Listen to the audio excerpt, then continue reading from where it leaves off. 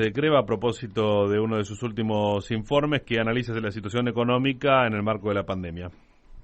Y Gonzalo, yo te voy a decir una cosa, yo escapo a los números, no tengo ni idea de esos análisis, pero tampoco creo que vos sí que manejas toda tu vida números, tampoco era para sorprenderte esos números, ¿no? En función de lo que está pasando. ¿Cómo estás? Buen día.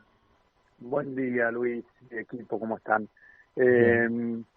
Bueno, sinceramente es eso, digamos, estamos acostumbrados a hacer análisis permanentemente, a leer información de todo estilo y mucho de eso asociado a números. Y lamentablemente los últimos tiempos no han acompañado, con lo cual los números que reflejamos nosotros, por lo menos en nuestro informe, fue de, digamos, los 40 primeros días de cuarentena, es decir, los 10 de fines de marzo y completo Todo lo que abril. fue, claro, todo abril, que le llamamos a veces el apagón de abril, porque el apagón de abril fue prácticamente en casi todos los sectores, salvo algunos servicios esenciales, pero fue muy fuerte. Ya a partir de mayo, no, si bien mayo, vamos a ver qué es lo que nos espera.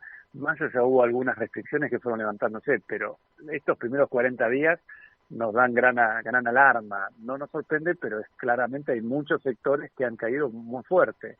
Y eso tiene que ver justamente con cero oferta y cero demanda, porque no solo además Era el el comienzo de apagón, la cuarentena, el comienzo estricto de la cuarentena, después se fue claro, relajando y ahora no sé si no, en cualquier momento volvemos a apretar un poco más el tornillo, ¿no? y muy posiblemente, pero digamos, lo que fue, y ayer o antes de ayer creo que se publicó el estimador mensual de la actividad económica de un 26% negativo interanual o un 17% de abril respecto a marzo. Eso denota lo que estuvo la economía prácticamente desenchufada durante el mes de abril. Entonces cualquier sector que estemos analizando, energía, combustibles, hasta incluso lo que fueron los salarios en Bahía Blanca, encontramos números negativos. Y mejoró un poquito mayo o junio. Y empieza a mejorar, incluso algunas proyecciones son que vamos a tener un rebote en el segundo trimestre, eh, porque empezaron a reactivarse lentamente. Obviamente es un proceso muy lento que va a llevar un año, mucho más de un año. Este año ya se está pensando en un 10-12% caída del Producto Bruto. Es muy grande, es casi del estilo de lo que fue la salida de la convertibilidad. Sí, a ver, también uno podría tener una mirada global y como dice el dicho, mal de mucho consuelo de tonto, pero estaba viendo las proyecciones sobre fines de la semana pasada del Banco Mundial y del Fondo Monetario Internacional, todos, absolutamente todos los países a la baja, ¿no? Sí, a ver, eso es lo que vos decís. En este año, salvo China y quizás algún país más, pero salvo China que tenía una proyección de crecimiento del 6% y va a ser del 1%, el resto todo es negativo. Te diría que hasta países desarrollados europeos están cayendo entre el 10 y el 12, Estados Unidos el 8, Brasil el 8, digamos, son números muy grandes España e y lo que Italia por arriba del 10%. Sí, exactamente, por eso digo, y con la cantidad de, lamentablemente, de fallecidos, 40.000, digamos, son números muy grandes, ahora se está reactivando. Ese bajón fuerte que se tuvo en Europa en marzo, y a nivel bursátil, a nivel acciones de corporativas, de economía, se está revirtiendo. Obviamente el daño es tan grande que van a tener un Producto Bruto negativo este año, y lo mismo nos va a pasar a nosotros. Ustedes los economistas siempre hablan del efecto rebote. Acá estamos en el fondo del tambor, por decirlo de alguna manera, o más allá del fondo del tambor. Cualquier cosa que arranque un poquitito nos va a provocar el efecto rebote. El efecto rebote que vos estás imaginando, según tus números, para la última parte del año, va a ser bueno, muy bueno, regular, o teniendo en cuenta todos estos números, cualquier cosa que venga nos va a parecer muy bueno. Bueno, yo me quedaría más con lo último que mencionaste. El efecto rebote es porque la caída es tan fuerte, tan brusca y en tan corto plazo que levanta cuando empieza a levantarse justamente las restricciones.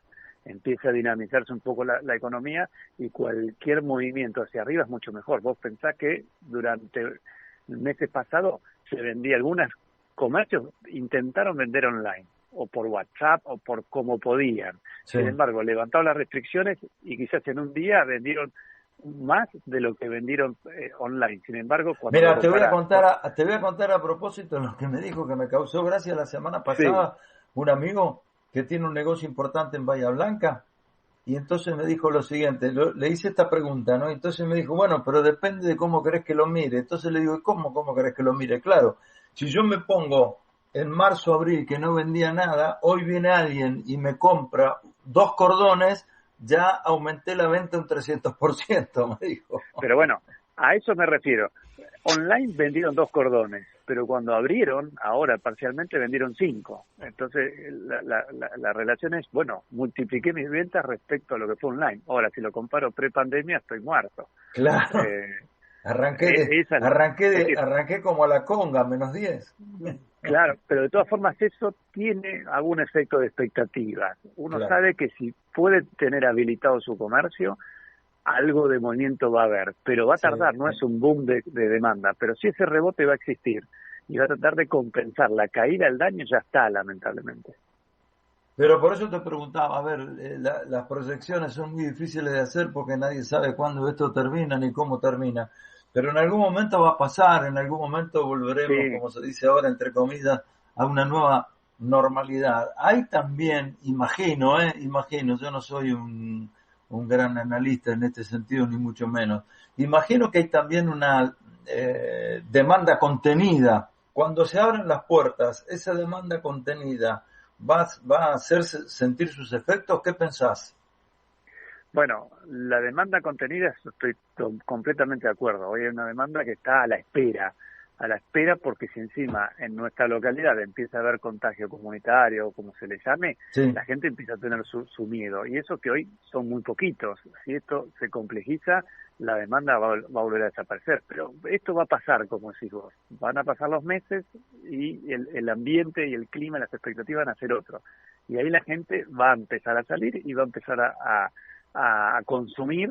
No me imagino cómo era previo a la pandemia, pero esto va a motorizarse. Incluso las proyecciones el año que viene son de un 4,5% de crecimiento de nuestra claro, economía a claro. nivel nacional. Es decir, esto va a pasar. Lo que pasa es que hoy estamos igual que el 2009. Hoy nuestro Producto Bruto ha caído de tal manera que estamos 11 años atrasados prácticamente. Entonces esto va a llevar su tiempo.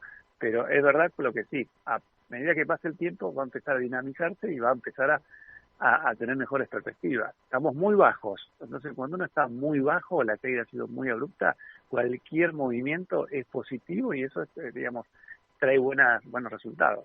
Entiendo. Claro, claro, se generan otras expectativas.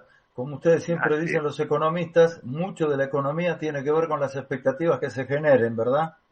Te diría que 100%, porque incluso si el gobierno cierran estas semanas la deuda, empieza a mostrar un plan de cómo manejar el déficit fiscal tan grande que va a estar generándose durante este año, cuáles son los próximos pasos en cuanto a industria, en cuanto a construcción, en cuanto a dinamizar el área de turismo, cuando se empiecen a mostrar esos cambios, ese horizonte, las expectativas cambian.